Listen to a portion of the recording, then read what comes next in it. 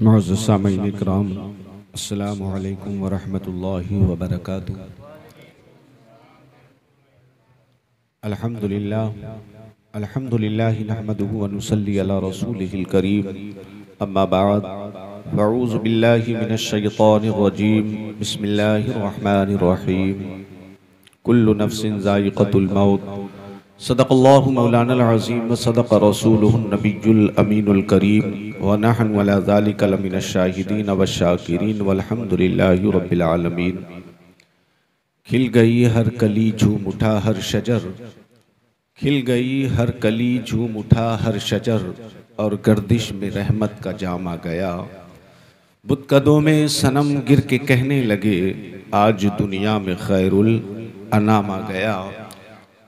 और नकीरैन क्यों छेड़ते हो मुझे, नकीरैन क्यों छेड़ते हो मुझे, हश्र में देख लेना मेरा मर्तबा। जबकि जन्नत पुकारेगी बेसाख्ता, आने दो मुस्तफ़ा का गुलाम आ गया। सबसे पहले बारगाह रिसालत इमाम सल्लल्लाहु अलैहि वसल्लम में दुरूद व सलाम का हदिया पेश करें और मोहब्बत के साथ पढ़ें। अल्लाहुम्मा सल्लि अला सय्यिदना व मौलाना मुहम्मदिन कमा तुहिब्बु व तर्दा बिन तुसल्ली अलैहि सलातुन व सलामुन अलैका या रसूलल्लाह सल्लल्लाहु तआला अलैहि वसल्लम। एक मरतबा नबी और आले नबी की बारगाह में दुरूद व सलाम का हदिया पेश करें। सल्लल्लाहु अला नबिय्यिल उम्मी व आलिहि सल्लल्लाहु अलैहि वसल्लम, सलातुन व सलामुन अलैका या रसूलल्लाह सल्लल्लाहु तआला अलैहि वसल्लम। आज की महफिल ईसाले सवाब की महफिल है। आपने नाते पाक के अंदर बहुत कुछ सुना। एक शेर मेरे जहन में आया। एक नाबीना ने नात लिखी और उसकी ये तमन्ना है कि मदीना देखने के लिए आंखों का भी एहसान न लिया जाए, दिल को आईना बना दिया जाए। वो अल्लाह की बारगाह में ये आरजू पेश कर रहा है, तमन्ना कर रहा है। दूसरा शायर की आरजू है कि जब दमे वापसी हो तो या रसूल अल्लाह आपका दीदार हो जाए। ये दो चीजें हैं। एक चीज बताइए, बनाने वाले ने ये घर बनाया है किस लिए? रहने के लिए बनाया है? अपने रहने के लिए या दुश्मनों के? बोलो बोलो भाई, बहुत देर से चुपचाप बैठे हो, मुझे भी तो पता चले कुछ समझ में आ रहा है कि नहीं आ रहा। ये घर किसने अपने रहने के लिए बनाया या दुश्मनों के? हाँ? और अगर आपसे छीन करके दुश्मनों को रहने के लिए दे दिया जाए तो आप चुपचाप बैठोगे?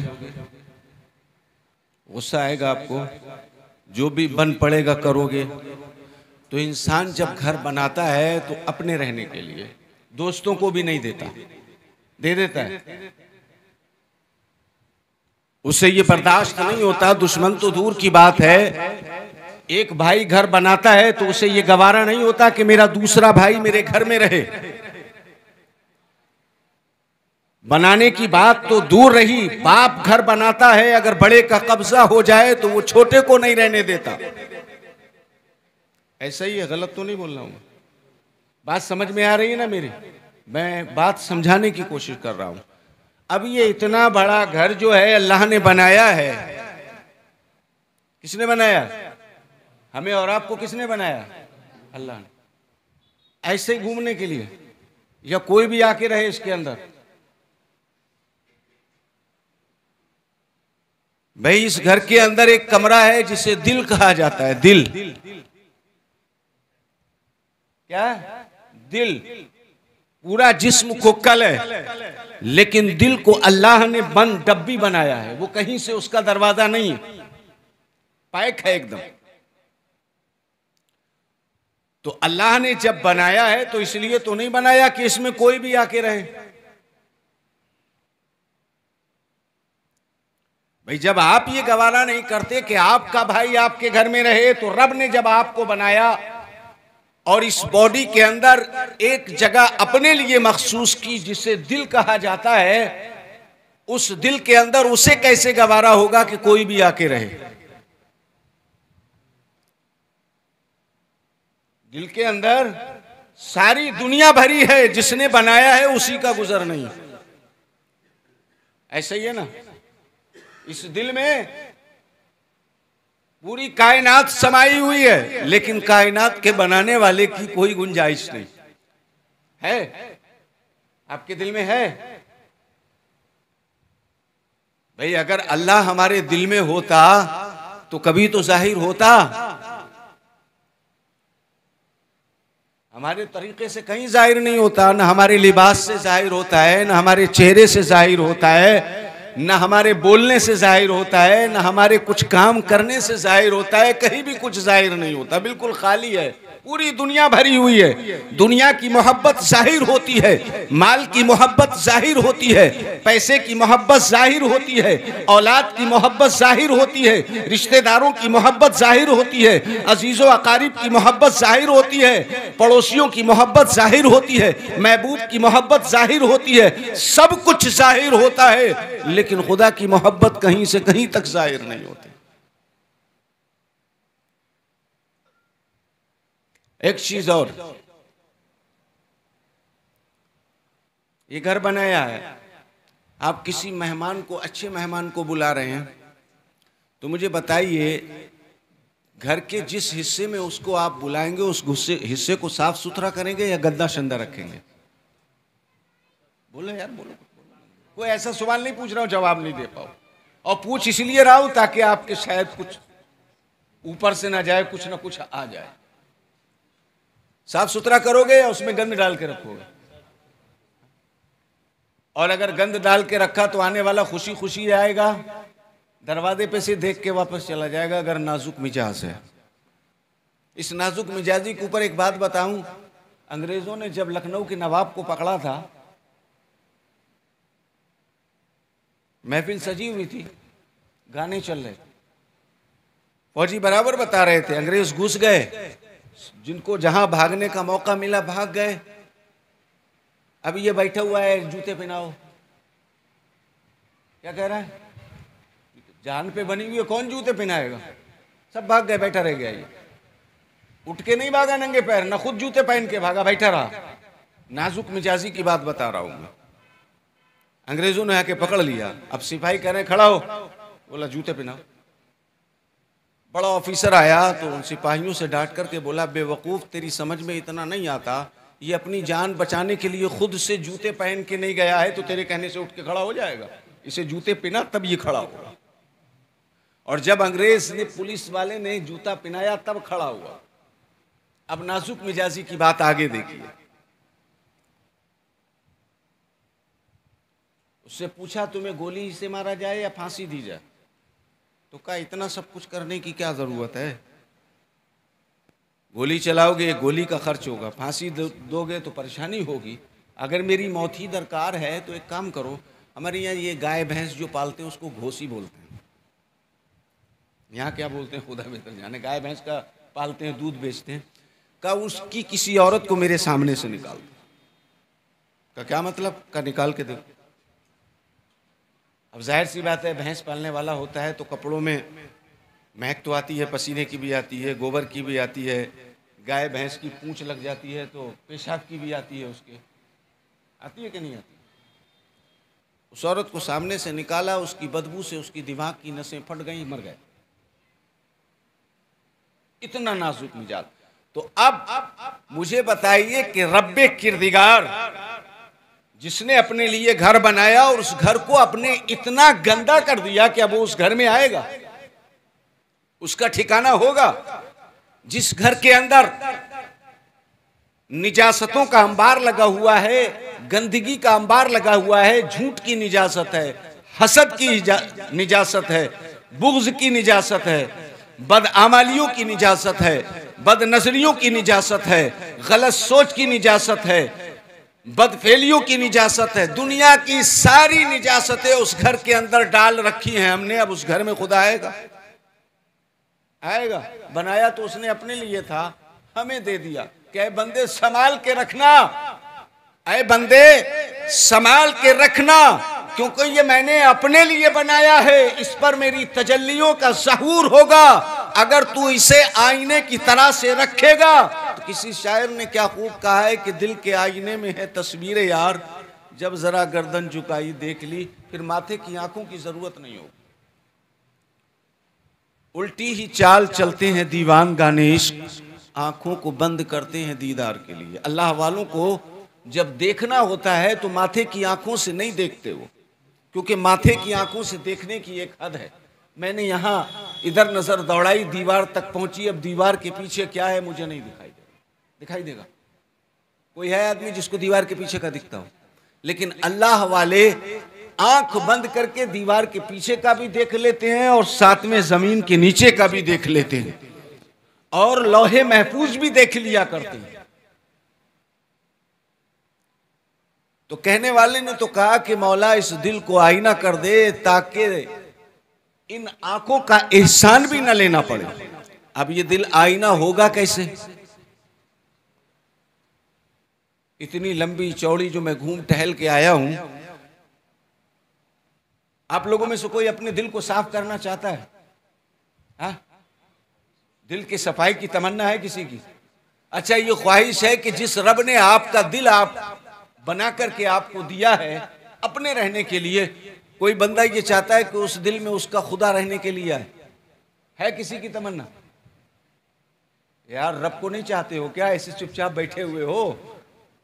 उसके महबूब की आमद चाहते हो अपने दिल के अंदर? चाहते हो ना? तो गंदगी साफ करनी पड़ेगी। कौन सी कंपनी का सर्फ लाया जाए, निर्मा लाया जाए, कौन सा पानी लाया जाए ये दिल साफ हो जाए? भाई खोलने का तो है नहीं, खोल के धो लिया जाए। खोल के नहीं धो सकते ना, तो कोई तो तरीका होगा धोने का।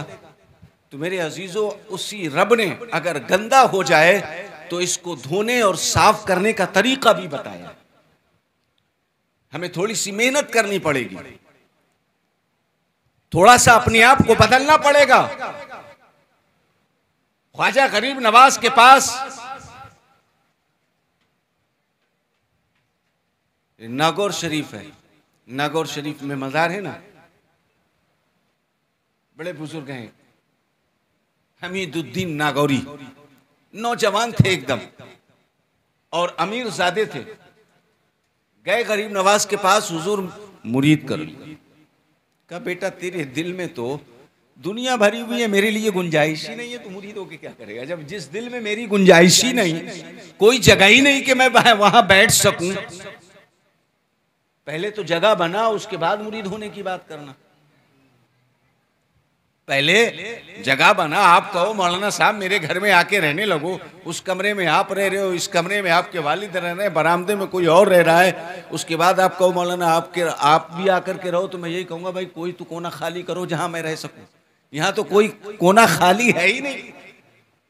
कहा हमीदुद्दीन पहले दिल को खाली कर ताकि मैं अपना मकाम कर सकूं, बैठ सकूं।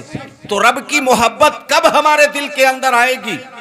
रब के महबूब की मोहब्बत और उसका इश्क कब हमारे दिल में आएगा? जब दिल साफ होगा, दिल खाली होगा, तब अल्लाह की तजल्लियों का नुज़ूल होगा, इश्क़ मुस्तफ़ा की हमारे दिलों पर बरसात होगी, और ऐसी बरसात होगी कि हर तरफ नज़ारे मुस्तफ़ा के होंगे, हर तरफ नज़ारे मुस्तफ़ा जाने रहमत सल्लल्लाहु अलैहि वसल्लम के होंगे।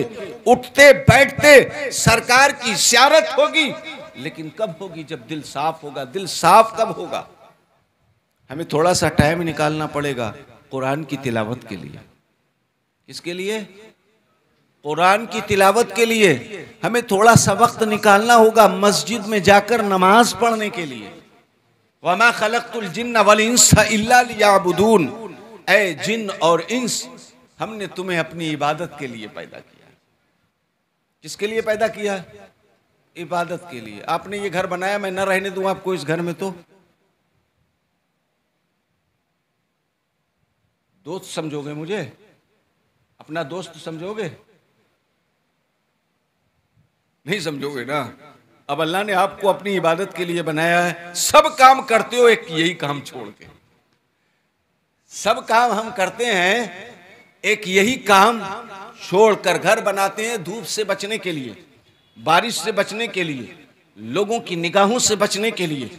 यही मकसद होता है ना, सुकून से सोने और आराम के लिए। हमने घर बनाया। अगर हमारा घर धूप से भी ना बचाए, बारिश से भी ना बचाए, लोगों की निगाहों से भी ना बचाए, तेज हवाओं से भी ना बचाए, सर्दी से भी ना बचाए, तो वो घर किसी काम का है? रखेंगे उस घर को हम? नहीं रखेंगे ना। अल्लाह ने काय के लिए बनाया हमें? अभी तो बताया था मैंने, अपनी इबादत के लिए। काय के लिए बनाया? करते हम सब काम करते हैं कि यही छोड़, है ना, मुफ्त का मुफ्ती हूं, कोई भी मसला पूछो, मुफ्त का मुफ्ती हूं, हर मसला बता दूंगा। पूछ के देखो शरीयत के अलावा, शरीयत के अलावा पूछ के देखो। मुफ्त का मुफ्ती हूं और मसला बता दूंगा, पूछ के देखो शरीयत के अलावा। तो मेरे अजीजों, अल्लाह ने जिस मकसद के तहत हमें पैदा किया है, और ये नहीं कहा कि 24 घंटे तुम मस्जिद में पड़े रहो, 24 घंटे मस्जिद में पड़े रहो। अरे उसने तो 50 का तोहफा दिया था, अपने महबूब की रहमत के सदके 50 को कम करके 5 किया और सवाब 50 का रखा। सवाब कितना रखा? 50 का रखा, यानी एक के बदले कितना? 10। एक के बदले 10। और क्या चाहिए यार? मैं आपको 1 रुपया दूं और कहूं मुझे 10 रुपए दे दो, दोगे? हाँ, आप देंगे मुझे? है कोई ऐसा बदलने वाला? कुछ नोट है मेरी जेब में, मैं भी बदल लेता हूं 1 के बदले 10। नहीं दोगे। एक दुनियावी दौलत जो हमारे किसी काम नहीं आएगी, यहीं रह जाएगी, उसको हम नहीं देना चाहते, लेकिन परवरदिगार आलम दुनिया की दौलत भी 10 गुना अता करता है और आखिरत की दौलत भी 10 गुना अता करता है। 10 गुना ही नहीं, 70 गुना भी अता किया करता है और बेहिसाब भी अता किया करता है, जब हम उसके हो जाते हैं। तो हमारा दिल कब साफ होगा? हम कुरान की तिलावत के लिए वक्त निकालें, पंजगाना नमाज के लिए वक्त निकालें, मुस्तफ़ा जान रहमत सल्लल्लाहु ताला अलैहि वसल्लम की सुन्नतों पर अमल करने की कोशिश करें। तो हमारा दिल क्या होगा? साफ हो जाएगा, ये जंग धुल जाएगा। जो रोजाना जिसका एक दिन कुरान की तिलावत के बगैर गुजर जाए, या जिसके सीने के अंदर कुरान पाक न हो, या जो कुरान पाक की तिलावत न करता हो, वो ऐसे ही है जैसे कब्रिस्तान। कैसा है? जैसे कब्रिस्तान। अब बताओ, तुम अपने दिल को और अपने आप को कब्रिस्तान बनाना चाहते हो या जिंदों की आबादी बनाना चाहते हो? जिंदों की आबादी अगर बनाना चाहते हो तो मेरे अजीजों और दोस्तों, कुरान अगर पढ़ना आता है तो कुरान कम ज्यादा नहीं तो कम से कम रोजाना 1 रुकू जरूर पढ़ो। पाव पारा पढ़ो, आधा पारा पढ़ो, और नमाज के लिए वक्त निकालो। सारे काम छोड़ दो, नमाज पढ़ो। रोज़े महशर के जहां गुदास बुवत, अव्वली पुरशिश की नमाज बुवत। वो मैदान महशर का दिन, तपती हुई जमीन, तपती हुई जमीन। आज सूरज कितने ऊपर है? छठे आसमान पे। अभी बाहर खड़े हो लोगे 1 घंटा? अभी तो 11 भी नहीं बजे, नहीं खड़े हो सकते, बीमार पड़ जाएंगे। वो महशर की गर्मी, तपती हुई जमीन और सूरज सवा नेज़े पर, गोया के बस इतने ऊपर। एक मिसाल के लिए समझा रहा हूं, उस वक्त हमारा जिस्म 30 फीट का होगा। कितना? जब हम मैदान महशर में जाएंगे ना तो छोटे छोटे नहीं होंगे, जवान होंगे। और कितने बड़े होंगे? 30 फीट लंबे।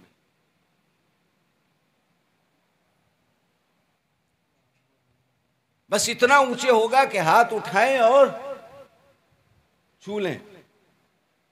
तपती हुई जमीन होगी, सूरज सवा नेज़े पर होगा, बदन बगैर कपड़ों के होगा।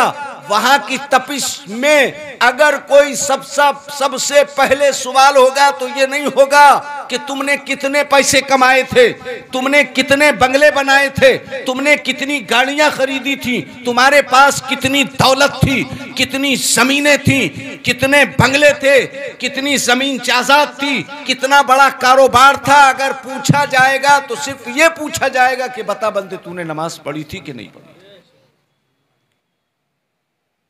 उस वक्त तो सबको जल्दी होगी कि जल्दी से मुझे साया मिल जाए, नंगा बदन। अभी तो कपड़े पहन के भी हम नहीं खड़े हो सकते। और कल की जो धूप थी और तपिश थी, क्या आलम था, कल तो देखा ही होगा आपने।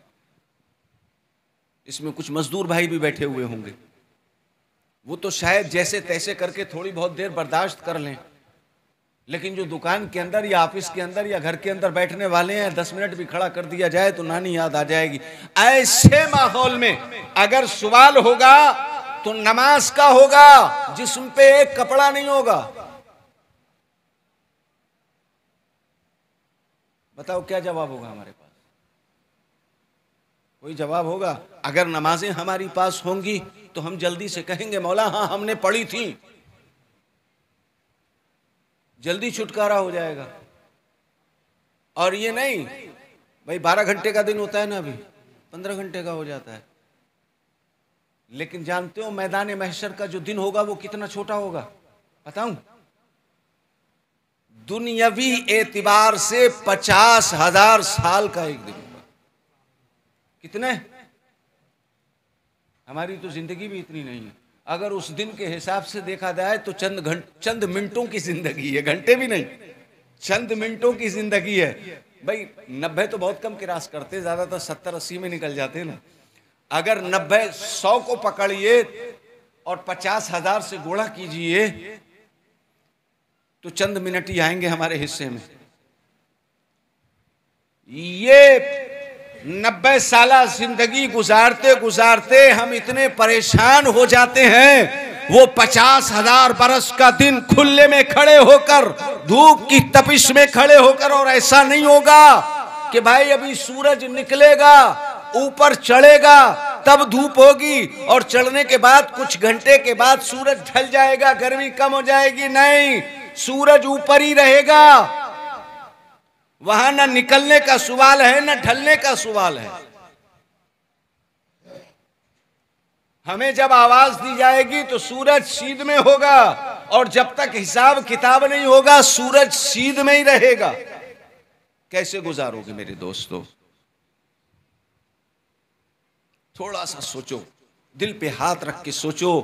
अभी भी हमारे पास वक्त है। वो रब बड़ा करीम है। मा गर्रका बिरब्बिकल करीम, खुद कहता है रब, ऐ मेरे बंदे तू कहां दौड़ रहा है, कहां जा रहा है? मैं तेरा रब करीम रब हूं, तू अब भी मेरी बारगाह में आ जा, तौबा कर ले, मैं तेरे सारे गुनाह माफ कर दूंगा,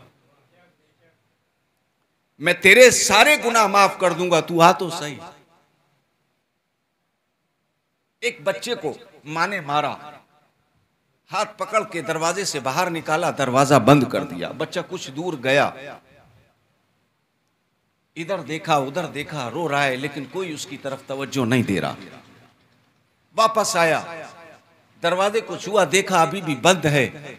बैठा रहा, नींद आई, दरवाजे की चौखट पर सर रख के सो गया।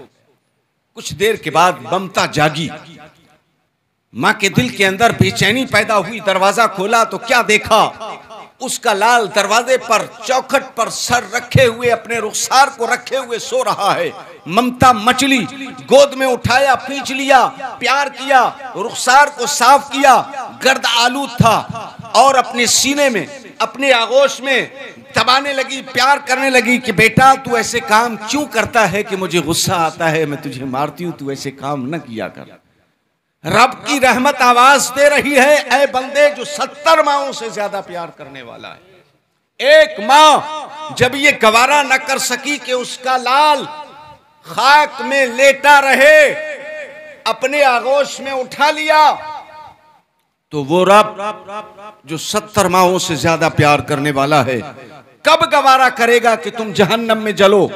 वो आवाज देती है उसकी रहमत, ऐ मेरे बंदे आ जा, तौबा कर ले, मैं तेरी सारी गलतियों को माफ कर दूंगा, सारी खताओं को माफ कर दूंगा, तू आ, अब आ जा।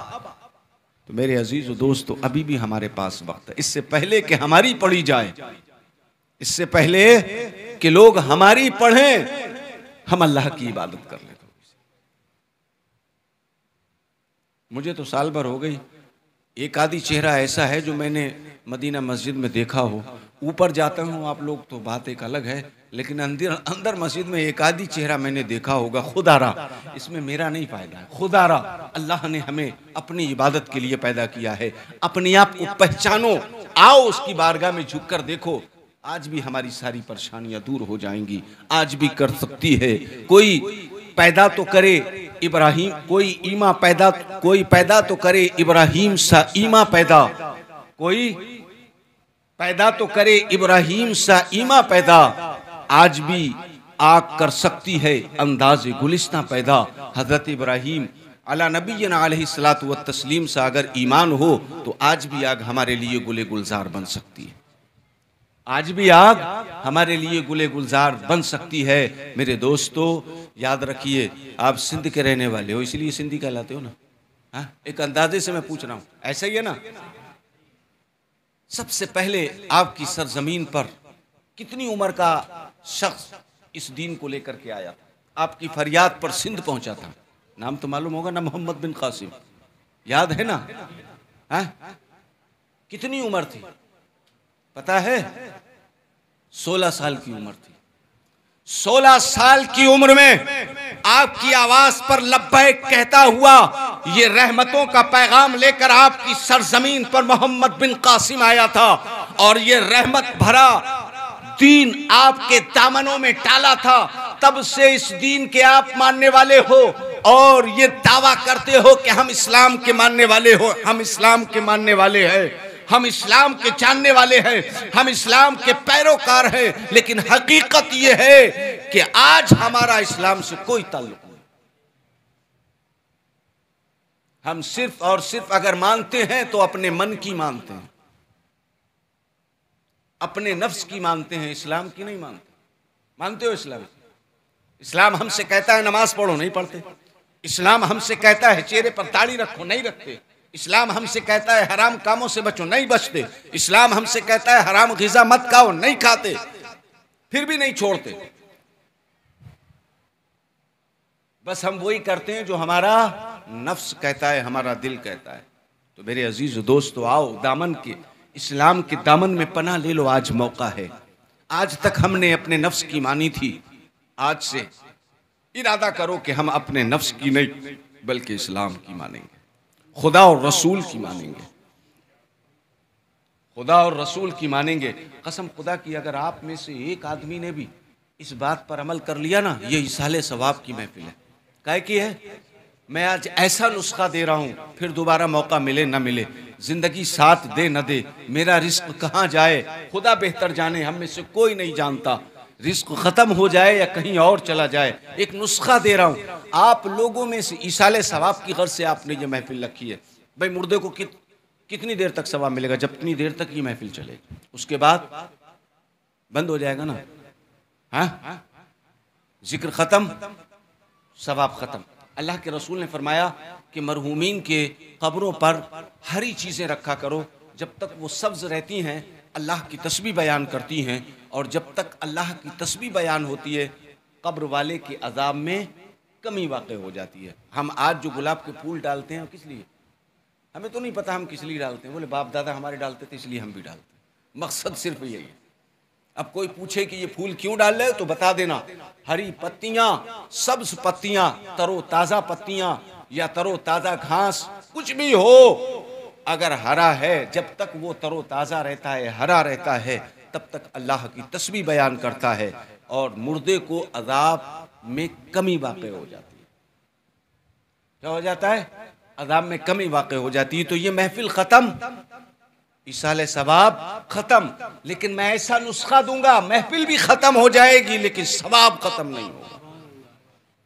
ये जो मैंने बातें बताई है ना, अगर तौबा करके एक आदमी भी नमाज पंज गाना शुरू कर दे, कसम खुदा की, जब तक वो नमाज पढ़ता रहेगा उसे तो सवाब मिलेगा ही।